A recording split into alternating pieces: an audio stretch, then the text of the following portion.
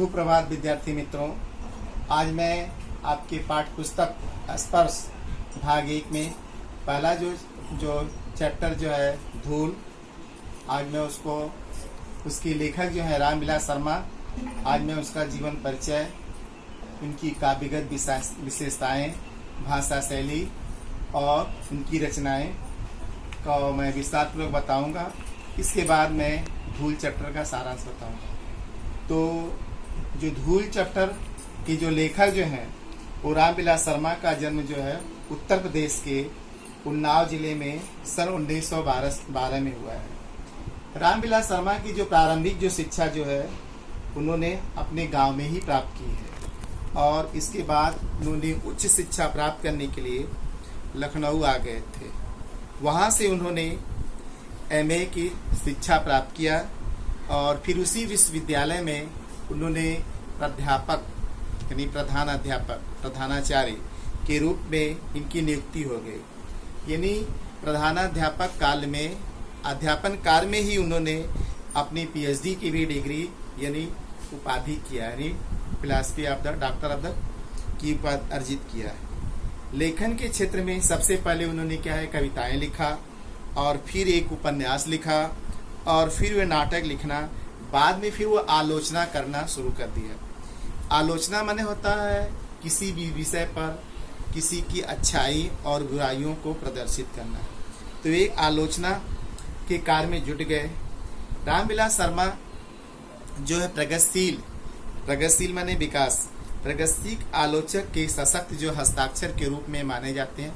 सशक्त माने होता कठिन, सशक्त यानी बहुत कठोर जो होते हैं। इन्होंने गोस्वामी तुलसीदास और महाप्राण निराला यानी सूर्यकांत त्रिपाठी निराला के काव्य को भी एक नया निष्कर्ष के रूप में इन्होंने रखा है। तो ये इनका रहा है जीवन परिचय।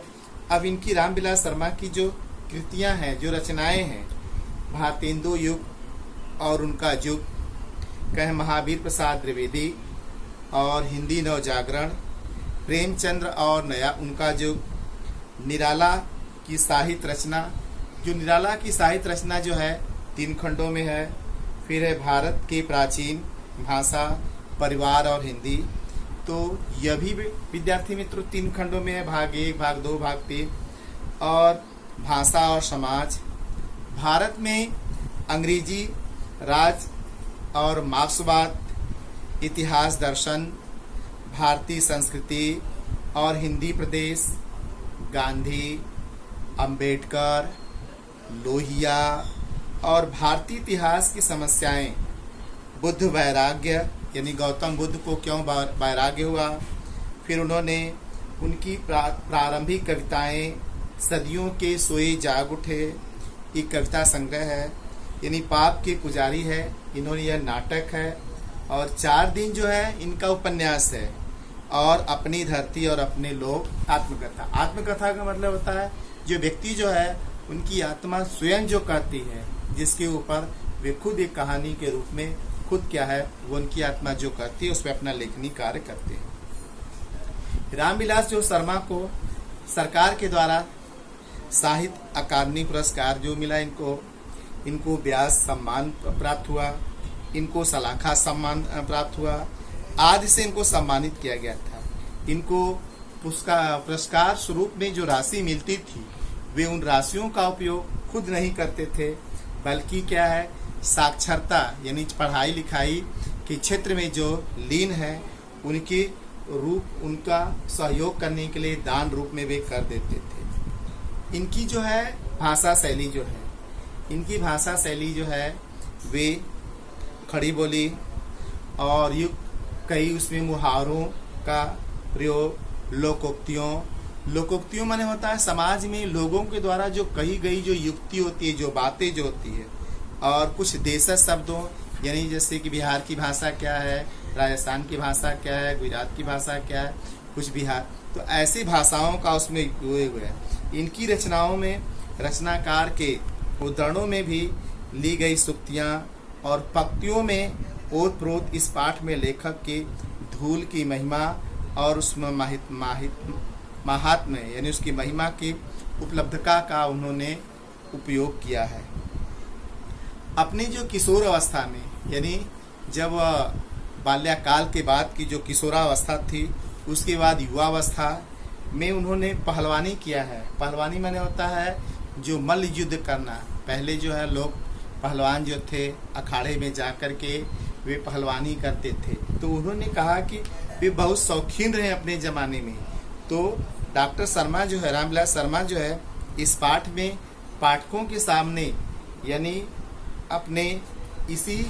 अपने अखाड़े में जो पहलवानी का वर्णन और गांव और शहरों में उनकी जीवन जो है, शैली जो है और का वर्णन वह करते हैं।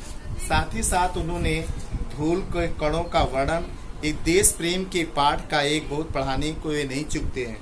उनका कहने का मतलब है कि धूल जो होती है, जो मिट्टी का जो छोटा जो कण जो है, कहें कि उन्होंने एक कविता में एक सुंदर लाइन उन्होंने किसी कवि ने लिखा है कि जिनके कारण धूल भरे हीरे कहलाए।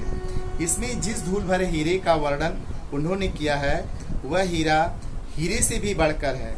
लेखक का, विद्यार्थी मित्रों, लेखक का मानना है कि जो लोग जो है, जो हीरे को जो साफ सुथरा जो होता है, जो खरादा हुआ होता है, जो आंखों में चकाचौंध पैदा करने वाला होता है, लोग उसको देखना पसंद करते हैं।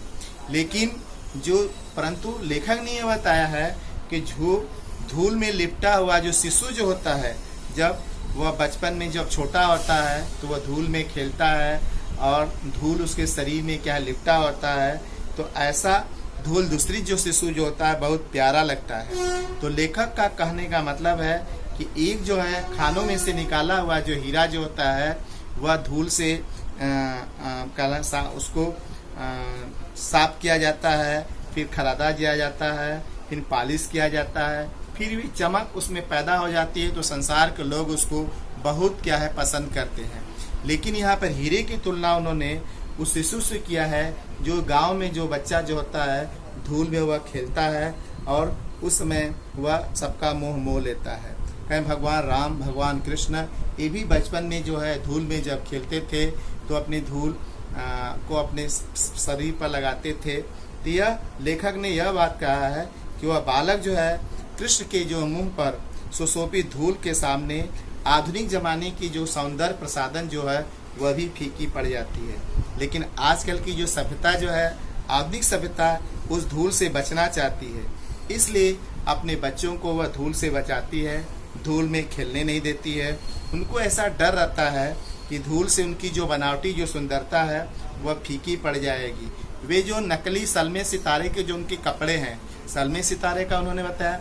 विद्यार्थी मित्रों, आजकल के कपड़े देखते हो एम्ब्रॉयडरी के, सलमा सितारा उस पर चमक धमक वाला होता है, जहाँ धूल के कण पड़ते हैं तो वह क्या हो जाता है, वह फीका हो जाता है, उसकी चमक धूमी हो जाती है।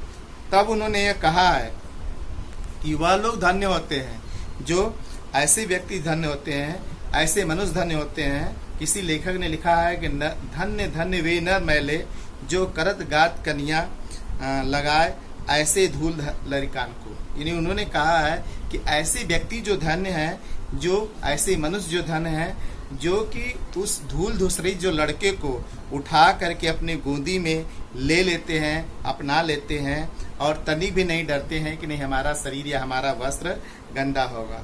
तो उनका कहने का मतलब है कि वे मनुष्य जो धन्य होते हैं और उन्होंने धूल भरे हीरे का महत्व कम करने के लिए उन्होंने कुछ भी नहीं किया है, बल्कि वह धूल के प्रति हीनता से भी ग्रस्त है। फिर ऐसा कवि जो है उन्होंने अखाड़े की मिट्टी का भी वर्णन किया है कि अखाड़े की मिट्टी जो होती है उसको देख करके लोग उपकाई भरने लगेंगे। क्योंकि विद्यार्थी मित्रों, उन्होंने कहा कि जब दोनों पहलवान जब क्या है अखाड़े में लड़ते हैं तो लड़ते लड़ते उनका शरीर जो पसीने पसीने हो जाता है और वह अखाड़े की मिट्टी जो होती है उसमें क्या उनके शरीर में क्या है चिपक जाती है और वह ऐसे हो जाती है कि जैसे लगता है कोई मजदूर जो है कुएं में से क्या है कि वह कुआं खोद कर निकला है। तो शरीर जो है मिट्टी जो उसके शरीर को ही बनाती है, क्योंकि शरीर ही तो मिट्टी का ही बना हुआ है।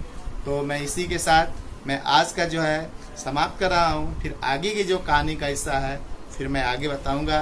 अब इसके लिए आप और अधिक जानकारी के लिए आप NCERT की दीक्षा वेब पर देख लीजिएगा। धन्यवाद।